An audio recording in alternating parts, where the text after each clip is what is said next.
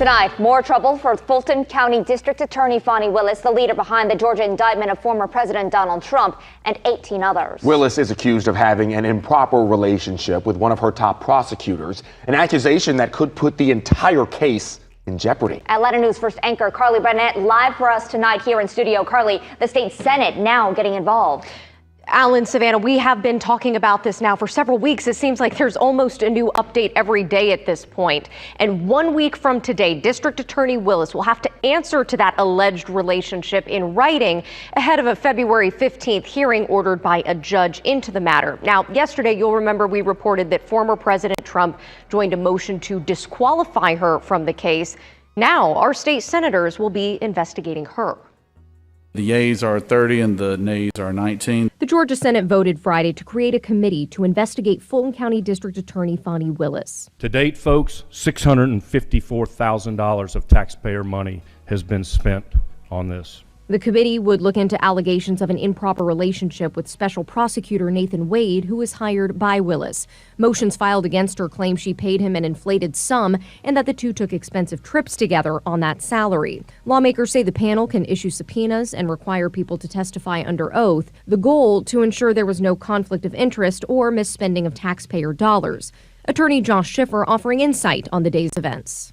She had to have been expecting this. The state is very interested in clamping down on what it believes are rogue prosecutors acting in a way that is against the interests of justice. Also Friday, in the state house, Representative Charlize Byrd introduced articles of impeachment against Willis. Georgia State Law and Ethics professor Clark Cunningham explains what could happen. If the disqualification happens, a new prosecutor is appointed. If she's removed by impeachment, the governor appoints a new prosecutor. So the only way she could guarantee that her office stays in control of this case is by taking a leave. Atlanta News First obtained an official copy of the complaint filed in the State Ethics Commission Thursday by Congresswoman Marjorie Taylor Greene against Wade. It reads in part, quote, "The public has a right to know who or what has influence over the officials employed by their tax dollars." Now, we did reach out to District Attorney Fani Willis's office. She has not returned our request for comment. Alan? Carly, thank you. We've had lots of turns in the case against... Let's rock on the mic.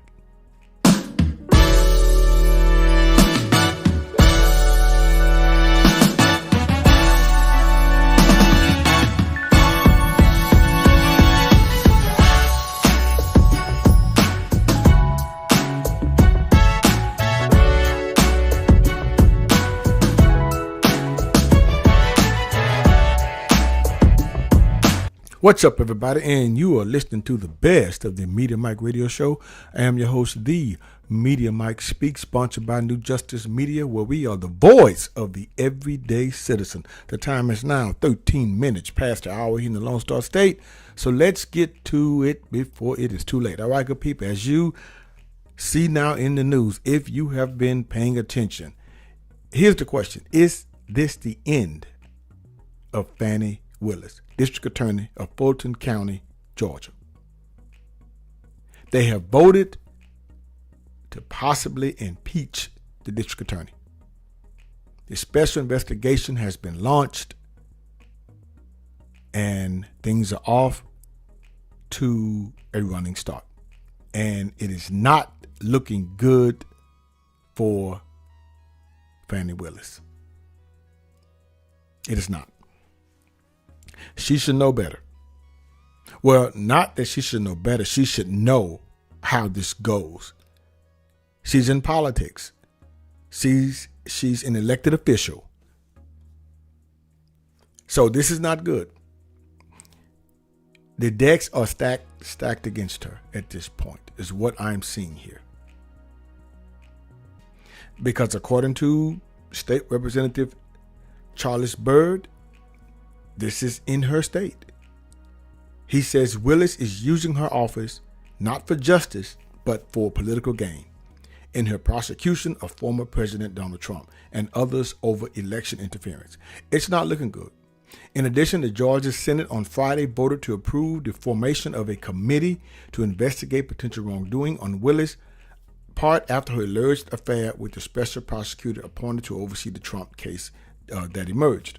The panel will have the power to compare testimony from key witnesses and subpoena records. That is the most damaging part, good people. Now, according to Mr. Byrd, he's accusing Willis of violating the First Amendment by hunting down and indicting conservatives for scrutinizing the 2020 electoral results.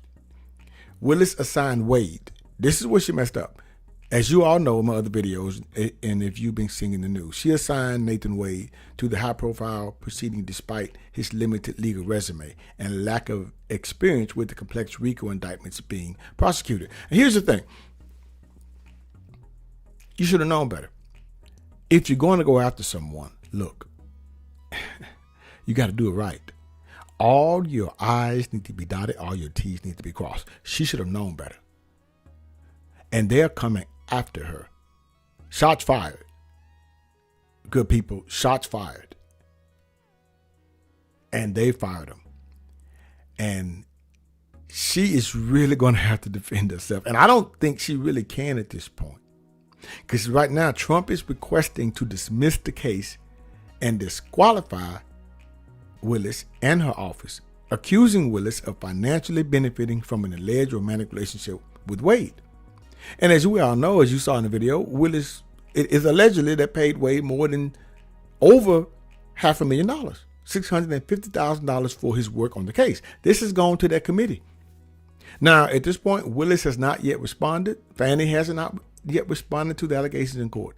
And the judge has set the date for February 15th in the hearing on the case. It's not good. Now, I believe Fani thinks at this point, remaining silent is in her best interest. No, ma'am. You had your chance on that. Now it's time to come clean. You see, the question is, who paid Nathan Wade the money? Which there is evidence of that, allegedly.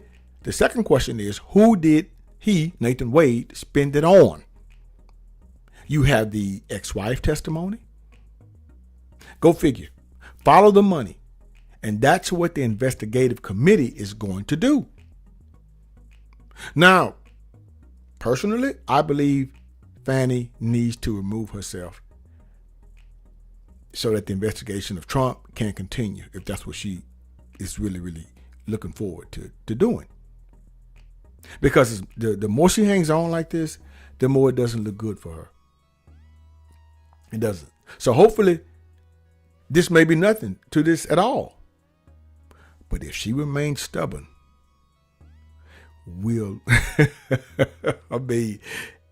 if she remains stubborn, well, we all know that pride comes before the fall. Until next time, this is your guy, Mr. Educator, Mr. Communicator, Mr. Free Thinker. Subscribe, share, and like to keep me rocking on the mic. Have a good night. I'll understand you soon, it won't be long. Keep on, keep running.